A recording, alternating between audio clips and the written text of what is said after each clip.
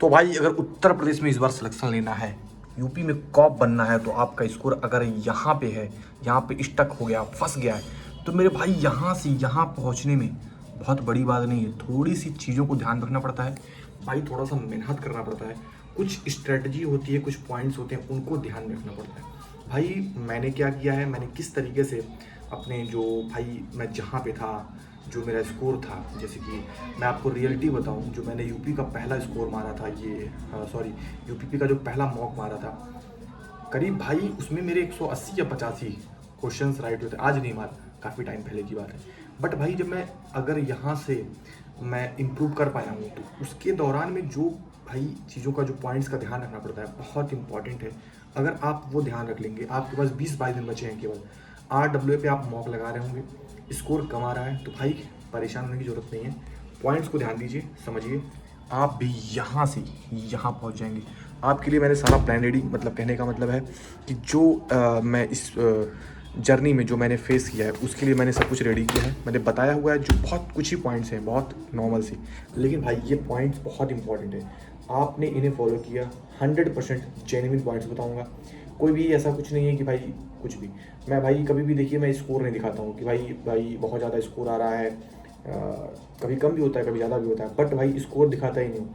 क्या मतलब है भाई, सिलेक्शन आपका डिसाइड करता है कि आप कैसे हैं। अगर आप 0.5 से भी रह जाएंगे ना मेरे भाई, तो आपको कोई नहीं बताएगा, चाहे आपका मॉक में 280 आ रहा हो, 290 आ रहा हो, 270 आ रहा हो, 260 आ रहा हो।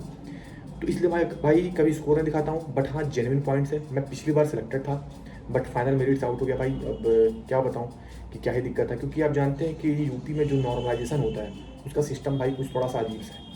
तो इसलिए उस पर बात नहीं करेंगे, सीधा आपको बताते हैं कि सिलेक्शन के लिए क्या पॉइंट है। सबसे पहले तो मेरे भाई जो एनालिसिस होता है, जैसे मान लीजिए आपने मॉक लगाया, आपके पास केवल 20 से 22 दिन बचे हुए हैं, आप जो मॉक लगा रहे हैं उसका एनालिसिस बहुत अच्छे से करना है, ठीक है। और सबसे इंपॉर्टेंट मैं पहले बता देता हूँ, अगर आपने जैसे मान लीजिए 2 घंटे का मॉक लगाया है, तो एट लीस्ट आपको 1.5 घंटे का एनालिसिस करना है। 2 घंटे मॉक में अगर आपने दिया है, तो 1.5 घंटे का एनालिसिस लगना चाहिए कि भाई कहाँ गलतियाँ हो रही हैं, कहाँ मैंने सही किया है, कहाँ मैंने टाइम, मतलब किस क्वेश्चन पे ज़्यादा टाइम लगे हैं, उसमें कहाँ कॉन्सेप्ट में दिक्कत हो रहा है, सब कुछ ओवरऑल देखना है। तो इसलिए मिनिमम 1.5 घंटा लगना चाहिए, इससे ऊपर भी जाता है 2 घंटे 2.5 घंटे, तो वो जान लीजिए आपका बहुत ही अच्छा प्लस पॉइंट है। इससे पॉजिटिव इम्पैक्ट पड़ेगा, कोई भी निगेटिव इम्पैक्ट नहीं पड़ेगा। ये मत सोचिएगा भाई मेरा टाइम बहुत ज़्यादा जा रहा है, नहीं भाई, टाइम जा रहा है, बट उससे आपको इनपुट, अगर आप देखिए कहीं भी आप आउटपुट, अगर आप कहीं भी आउटपुट चाहते हैं, तो आपको इनपुट देना पड़ेगा मेरे भाई, ठीक है।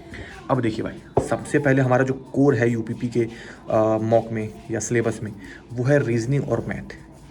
रीजनिंग और मैथ, यहाँ से 75 क्वेश्चन टोटल आते हैं, जिसमें से आपको 90% स्कोर करने का टारगेट रखना है, जो कि लगभग 67 क्वेश्चन बैठेंगे आपके।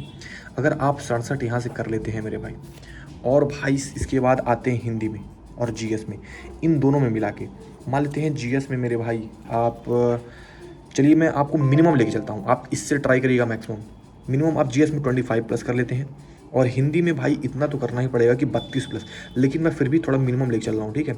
तो यहाँ पे आपका 57 नंबर ये हो गया, आप 67 वहाँ से लिए हैं और 57 यहाँ से लिए हैं, तो 14 4 5 11 12 224 हो रहा है मेरे भाई, 224।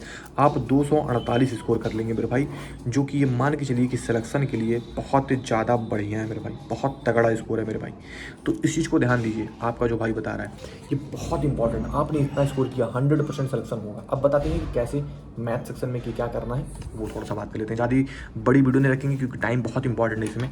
देखिए भाई, मैथ्स और रीजनिंग के लिए मॉक लगाया है, साथ में मिनी मॉक बहुत ज़रूरी है टाइम मैनेज करने के लिए।